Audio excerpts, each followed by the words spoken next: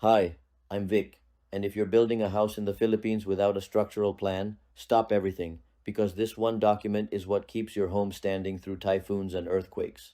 A structural plan is a set of technical drawings made by a PRC licensed civil or structural engineer, the professional responsible for designing and computing the entire structural system of your home, covering every load-bearing part, your footings, columns, beams, slabs, and roof framing. You'll notice engineers tend to over-design, and that's completely normal. Their license is on the line, and more importantly, people's lives are at stake.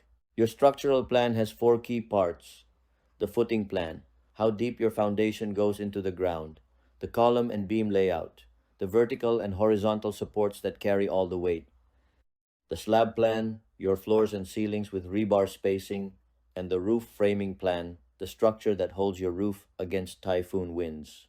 The Philippines sits in seismic zone 4, the highest earthquake risk, and sees around 20 typhoons enter its area every year, with nearly half making landfall, which is exactly why a proper structural plan is engineered to withstand winds up to 250 kph and earthquakes measuring zero point 0.4 gravity ground acceleration.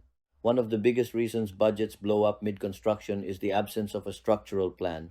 No exact specs means workers overorder or underorder materials, driving costs up. A detailed plan locks in your material schedule upfront and can reduce waste by 15 to 20%.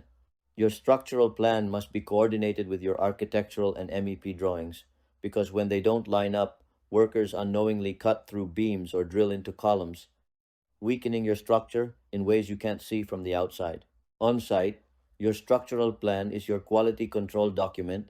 Every footing pour, column cast, and slab laid should be checked against it to catch errors before they become permanent, expensive problems. You legally cannot get a building permit in the Philippines without a signed and sealed structural plan. And without that permit, there's no bank or Pag-IBIG financing, and you're exposed to demolition orders and safety violations. For OFW families building back home, the structural plan is your eyes on the job site. It aligns your engineer, architect, and contractor on one document, protecting you from disputes and corner cutting even when you're thousands of miles away. Your structural plan is your safety document, budget protector, permit requirement, and communication tool all in one, and it works hand in hand with your architectural plan, which I already broke down in a full video that should be on your screen right now. Watch it next, because knowing both makes you a smarter, more confident homeowner.